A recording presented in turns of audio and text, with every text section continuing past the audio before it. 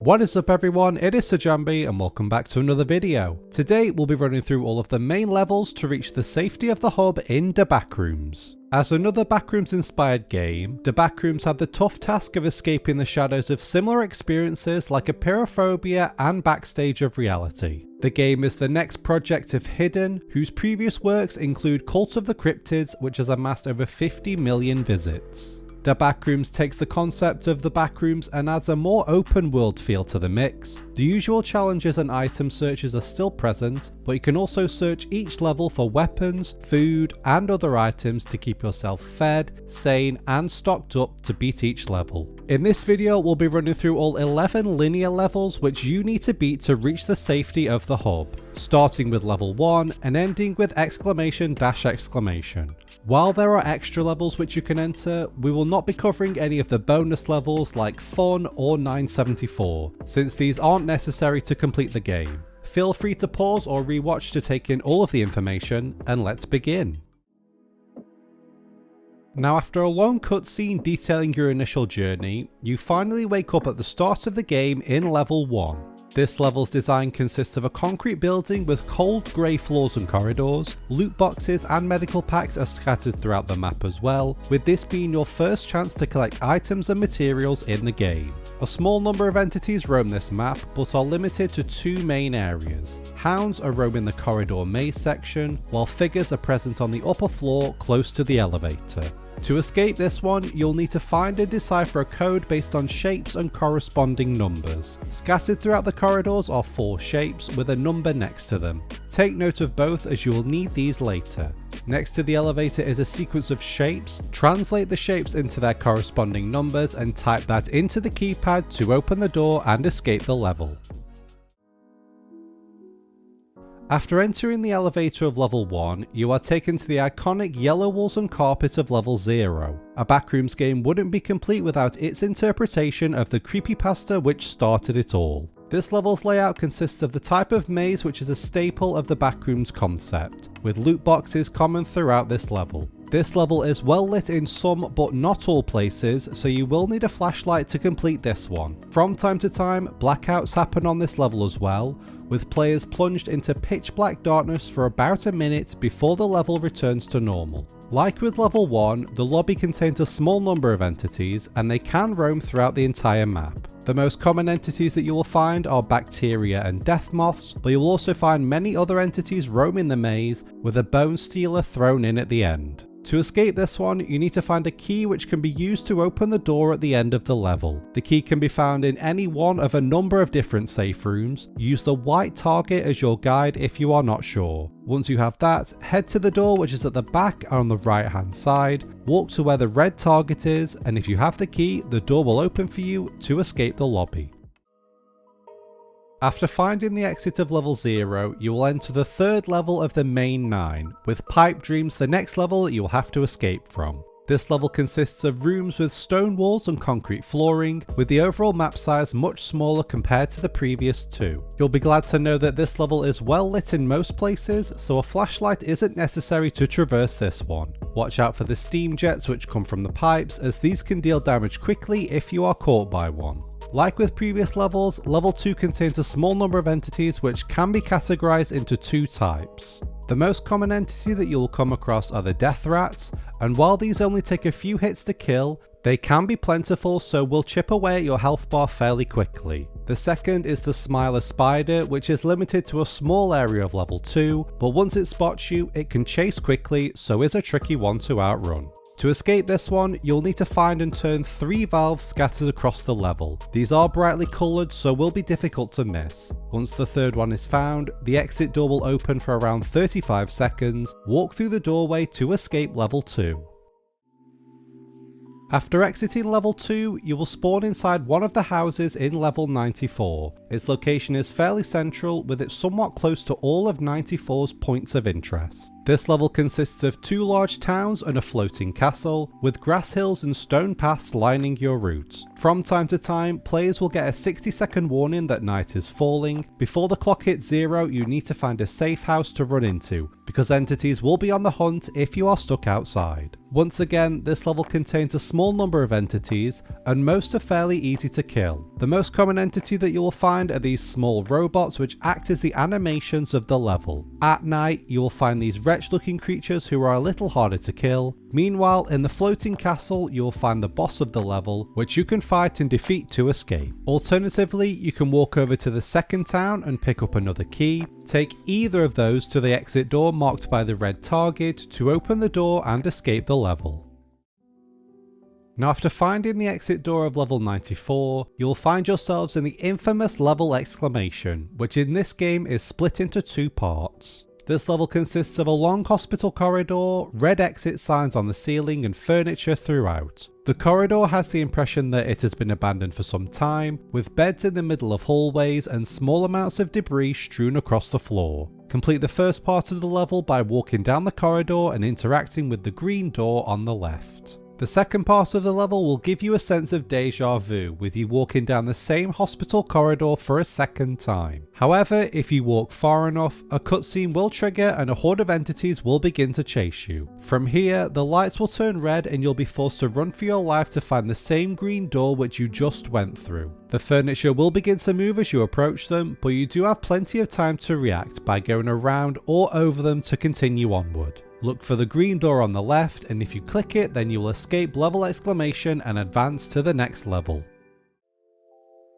After finding the exit door of level exclamation, you'll find yourself in the snow-capped town of level 790. Here you'll find lots of settlements and infrastructure, including houses, a church, a bridge, with all of this connected by stone paths. From time to time, the level experiences serious environmental hazards in the form of a snowstorm. When vision is obscured, seek shelter immediately as you'll begin to take damage for as long as you are outside. Once again, there are entities on this level, with killer snowmen the things to avoid in this one. These are entities which drain your sanity when you look at them, but if you look away, then they'll begin to move towards you. To escape, you'll need to find a code and take it to a computer. You won't need to note down a code yourself, since it will just become stored by your character. Sadly, however, the code is at the other end of the town, so you'll need to navigate the entire length of the map and then back again to reach the computer near the spawn. Just look for the targets showing you where both locations are to escape the level.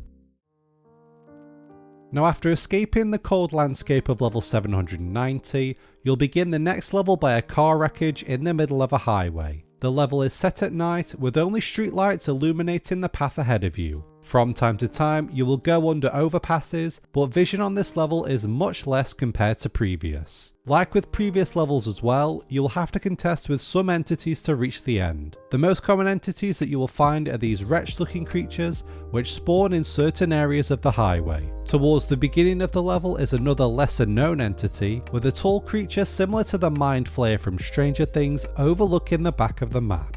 To escape this one, you'll need to find 3 sets of wires scattered across the map. 2 of these can be found on your journey from start to finish, however a third is in the area behind the start where your Mind Flayer friend resides. Once you interact with the electrical panel with all 3 wires gathered, this will open the exit door so you can finally escape level 69.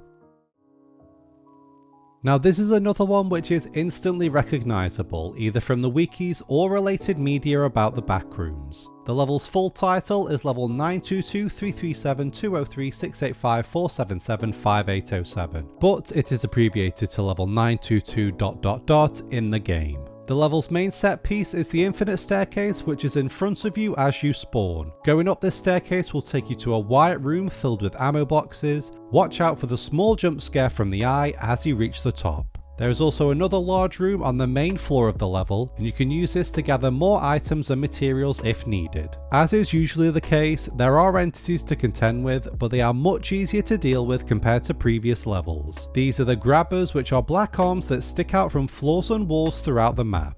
Touching them will mean you take damage, and these can block your way up the infinite staircase. To escape, you need to find a wrench and a screwdriver which are present on the map. you will find the wrench on one of the steps of the infinite staircase, with it being much easier to spot on your way down. The screwdriver is in the larger room on the main floor. It's tucked next to one of the gargoyle statues on the right hand side. Take both items and click on the electrical panel to activate the elevator and escape the level.